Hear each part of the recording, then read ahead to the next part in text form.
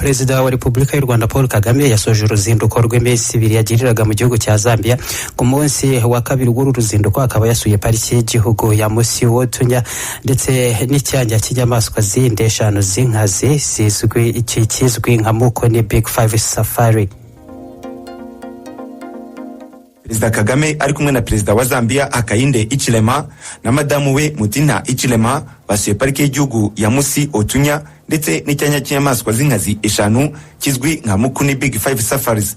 Byose bikaba biherereye mu mujyi w'ubukerarugendo wa Livingstone. Abakuru b'ibihugu bombi kandi basuye umupaka uhuriweho wa Kazungula, basobanurirwa serivisi za gasutamo zihatangirwa, banatera ibiti kuri uwo mupaka uriho ikiraro cyo ku ruzi rwa Zambezi cyoroshya ubuhahirane kikananyuraho ibicuruzwa hagati ya Zambia na Botswana. Perezida Hakainde Hichilema yanditse kuri Twitter agira ati, Zambia ni igihugu kiri mu masangano y'ibihugu byinshi. Ikibyerekana ni uyu mupaka wa Kazungula uhuza ibihugu 4 ukoroshya urujya n'uruza rw'ibicuruzwa na serivisi hirya no hino mu majyepfo ya Afurika. Gutera igiti hafi y'iki kiraro ni ikimenyetso cy'ubushuti hagati y'u Rwanda na Zambia. Agace k'ubukerarugendo kasuwe n'aba bayobozi bombi Victoria Falls and Mukoni Big 5 Safaris ni icyanya gikomye cyatangijwe mu mwaka wa 2009, aho ba mukerarugendo basura bemerwa gusura no gutemberana n'intare, ibisamagwe no kugendera ku mugongo w'inzovu. Uruzinduko Perezida Kagame yasoje kuri wa kabiri yarutangiye kuri wa mbere, aho rwaranzwe n'ibikorwa bitandukanye birimo isinywa ry'amasezerano 7 y'imikoranire hagati y'ibihugu byombi. Fiston Felix Habineza, Kigali. Urakoze cyane. Inzego z'ubuzima mu Rwanda zavuze yuko zifite abaganga n'abajyanama b'ubuzima bahuguye ku buzima bwo mu mutwe basaga 80,000 bose biteguye gufasha uwo ari we wese wagira ikibazo cy'ihungabana mu bihe byo kwibuka ku nshuro 28 Jenoside yakorewe Abatutsi mu Rwanda. Devin wayikomeza. Harabura amasaha make ngo kuri uyu wa kane u Rwanda rutangire icyumweru cy'icyunamo n'iminsi 100 yo kwibuka ku nshuro 28 Jenoside yakorewe Abatutsi. Umuyobozi w'ishami rishinzwe indwara zo mu mutwe mu kigo cy'igihugu cy'ubuzima RBC Dr Yvonne Kayiteshonga avuga ko inzego z'ubuzima zamaze kubaka ubushobozi guhera ku nzego zegereye abaturage, ndetse ibyo bikaba biri mu bituma imibare y'abagihura n'ihungabana muri iki gihe igenda igabanuka uko imyaka ihita. Mu gihe cy'icyunamo mbona abo tubona kuri za site bagenda bagabanurwa n'iki? Bagabanurwa nuko natwe tugenda turenforcer ubufasha kandi tukabudispersa hose. Shize nko mu mibare navuga ko mu gihugu hose kuva kuri village kugera kuri niveau ya Kigali dufite manpower ingana n'abantu 80,000 ku nzego zitandukanye bafite ubufasha ku nzego zitandukanye kandi bakorana bize kandi bazi neza igihe aho ugeze ubufasha bwawe ukaba wakohereza ahandi kandi ahandi bakahamenya. Aha ndavuga inzego za societe za communauté, nkavuga n'inzego z'ubuvuzi. Inzego z'ubuzima zivuga ko buri mudugudu mu Rwanda ufite abajyanama b'ubuzima bari hagati ya 3 na 4 bahuguwe ku buzima bwo mu mutwe, ndetse kugeza ubu ibigo nderabuzima bigera kuri 80% bikaba bifite abakozi bashinzwe ubuzima bwo mu mutwe. Ni mu gihe kandi n'ibitaro byose byo mu turere uko ari 46 bifite abakozi 2 cyangwa 3 batanga ubufasha ku bijyanye n'ubuzima bwo mu mutwe bunganira inzobere 13 zikorera mu bitaro by'icyitegererezo n'ibya kaminuza. Imiryango y'abarokotse Jenoside yakorewe Abatutsi nka Vega, ARG na GARG nayo ifite abajyanama ku buzima bwo mu mutwe b'abakorerabushake biteguye gufasha abahura n'ibibazo by'ihungabana muri iki gihe, nk'uko umunyamabanga nshingwabikorwa wa GARG Fidel Nsengiyaremye abivuga.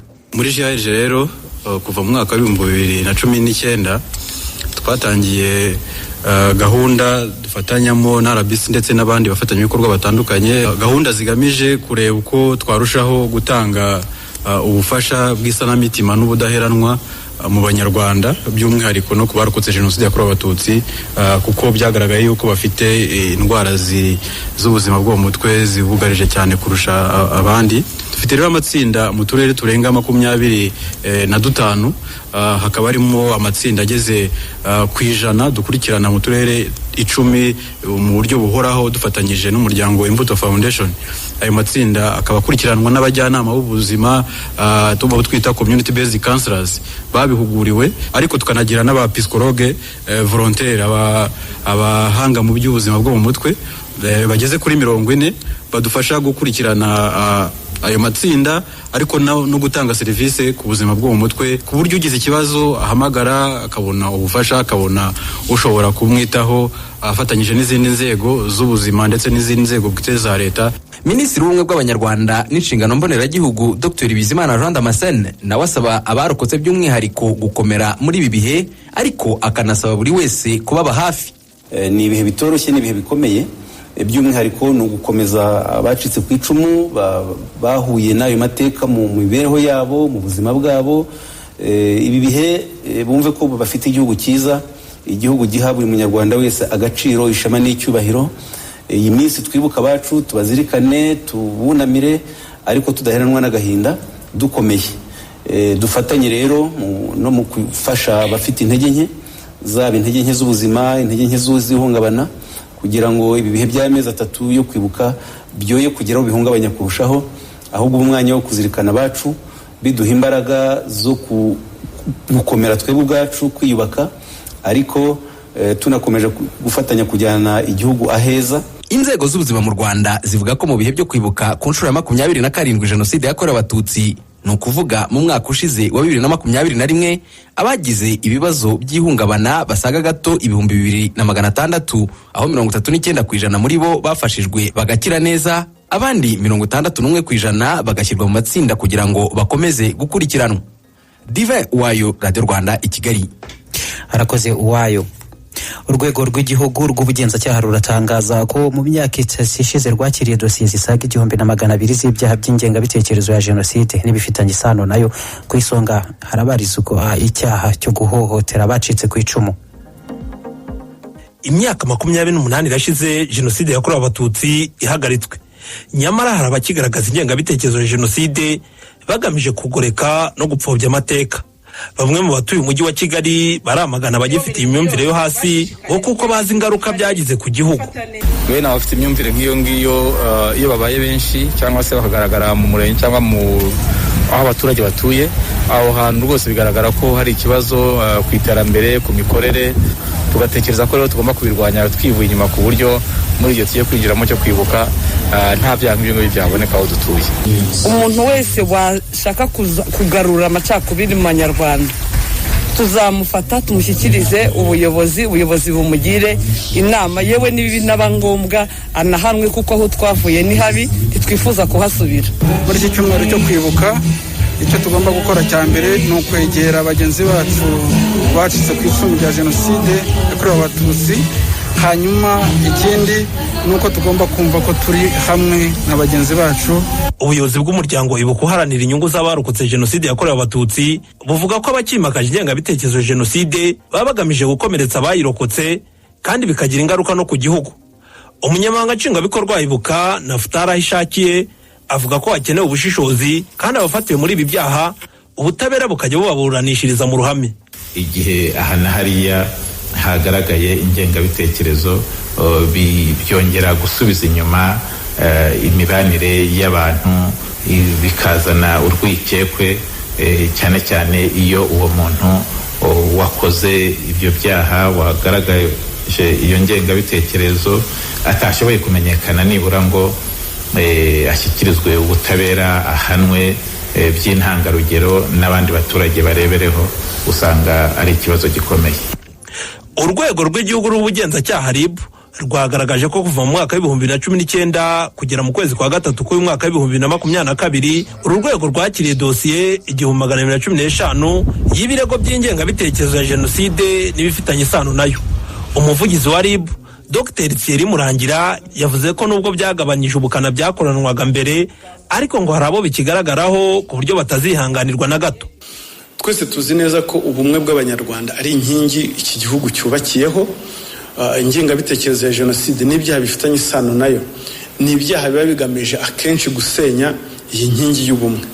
Kubw'iyo mpamvu rero ibi byaha nta muntu ukwiriye kubyihanganira ngo abishyigikire, ndetse no kugira ngo abikore. Nubwo muri no minsi kigenda kigaragara ubukana ibi byaha byakoranwaga buragenda bugabanuka, buva mu bikorwa bibi bibabaje bijya mu magambo, nubwo nayo magambo nayo babaje ari amagambo ashengura umutima, nayo ntabwo agomba kwihanganirwa.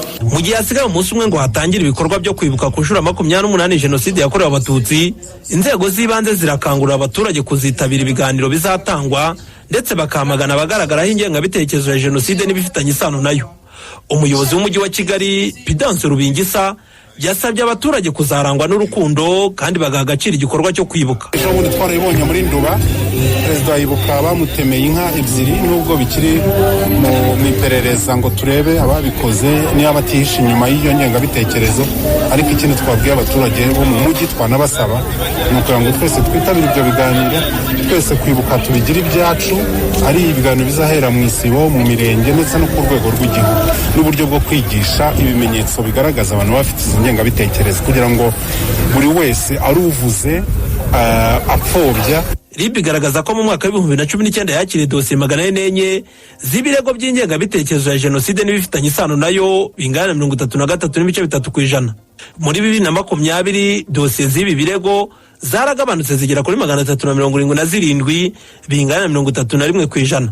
Naho muri 2021 RIB yakiriye dosiye 389 zingana na 32%. Mu mezi atatu abanza ya 2022 hakiriwe dosiye 45 bingana 3.7%. Muri 2021 icyaha cyaje ku isonga ni uguhohotera abarokotse jenoside yakorewe abatutsi, kuko hakiriwe dosiye 94 bingana 55.6%. Akurikiraho icyaha cy'ingengabitekerezo ya jenoside aho hakiriwe dosiye 36 bingana 21.1%. Gupfobya jenoside ni dosiye 13 bingana 7.6%. Guhakana jenoside ni dosiye 12 zingana na 7%. Kuzimiza cyangwa gutesha agaciro ibimenyetso cyangwa amakuru byerekeye jenoside hakiriwe dosiye 8 bingana 4.7%. Naho guhishingiro jenoside hakiriwe dosiye 7 bingana 4.1%. Jean Paul Turatsinze, i Kigali. Urakoze cyane Jean Paul Turatsinze. Dukomeze n'andi makuru kandi kuri wa kabiri akarere ka Kamonyi ko katangije gahunda yiswe umunsi w'udaheranwa uzajya uba buri mwaka mbere yo gutangira icyumweru cy'icyunamo. Ni gahunda igamije gufasha abarokotse jenoside cyane cyane abagaragaza umwihariko wo kugira ihungabana. Ubuyobozi bukavuga ko usibye iki kibazo yari undi musanzu wo guhangana n'ingaruka za jenoside. Ni inkuru ya Alex Namahoro. kumufasha gutangira ubuzima. Ku mudugudu wa Mbari mu murenge wa Musambira niho hatewe igiti cyiswe icy'ubudaheranwa. Ni urugemwe rw'icunga bivuga ko rukura rwibasirwa n'udukoko rukagira amahwa, ariko iyo rwitaweho birangira rukuze rukera imbuto ziryoshye. Abagize iki gitekerezo basobanura ko uku ariko uwarokotse jenoside yakorewe abatutsi akwiye gufashwa guhangana n'ibibazo bimwugarije akabaho kandi neza. Buri muryango muri 12 ituye muri uyu mudugudu waterewe uru rugemwe. Abasuye bakaba bavuga ko icyari gikorwa baha agaciro kuko gitumye bongera kubona urukundo bafitiwe n'ubuyobozi cyangwa n'umuryango muri rusange. Tukaganira kuri ibyo bibazo, noneho ibindi mu mutima bigacogora. Ariko iyo ndi njyenyine agahinda karanterana, nkatekereza byinshi ibyo naciyemo, nkumva ndihebye. Ubwo ndi kumwe n'abandi numva ko ntuje. Ntabwo ubungubu tugiye mu bwigunge, ubungubu rwose baturemye agatima, ubu rwose natwe tugiye gukomera. Ubwo rero tubifatanye n'abandi nabo badusura, abo duturanye nabo ntabwo twatuye hano ngo badutererane, rwose baradufasha uko bishoboye, bakaza bakatuganiriza. Nta kibi badukoreye kuva twagera hano, tuhamaze imyaka 3, tugiye kwamara imyaka 4. Ikindi bavuga ko banyuzwe no kuba gahunda nk'izi zongeye gusubukurwa nyuma y'imyaka 2 zizategurwa neza kubera ikibazo cya COVID-19. Umuyobozi wungirije w'akarere ka Kamonyi ushinzwe imibereho myiza y'abaturage Uwiringira Marie Jose avuga ko hari icyizere ko uyu munsi w'ubudaheranwa uzunganira izindi gahunda zisanzwe mu guhangana n'ibibazo by'ihungabana. Twatekereje uyu munsi w'ubudaheranwa bitewe n'ikibazo twabonaga yuko mu gihe cyo kwibuka hari abarokotse jenoside batari bake barenga 100 bagira ikibazo cy'ihungabana, bagira ikibazo cyo kwigunga, bagira ikibazo cyo kurwaragurika.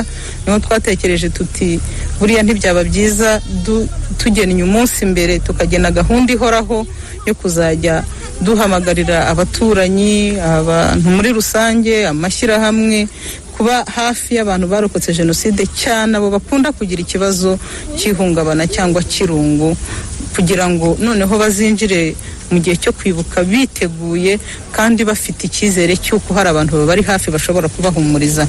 kuri uyu munsi w'ubudaheranwa inzu 8 zitari zifite umuriro kuri uyu mudugudu w'abarokotse jenoside yakorewe abatutsi zemerewe gucanirwa hakoreshejwe imirasire y'izuba. Ibi birakemura ikibazo cy'umwijima warubangamiye imiturire y'aba baturage nyuma y'imyaka hafi 4 bamaze batujwe kuri uyu mudugudu. Alex Namahoro ku Kamonyi.